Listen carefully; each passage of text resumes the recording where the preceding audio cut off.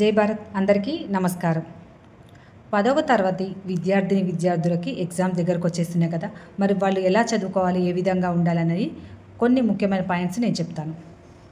10th class విద్యార్థులకి ఈ సమయం అనేది చాలా వాల్యుబుల్.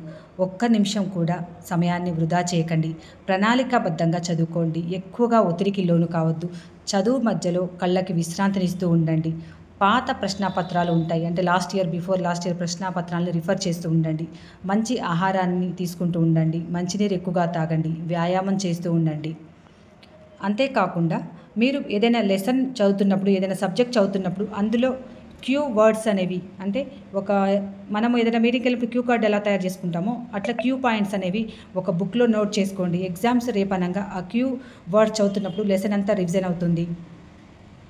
సమయం వృధా చేయకుండా ప్రణాళికబద్ధంగా చదువుకొని మీరు మంచి భవిష్యత్తులో మంచి మార్కులు సాధించాలని మనస్ఫూర్తిగా కోరుకుంటున్నాను. All the best.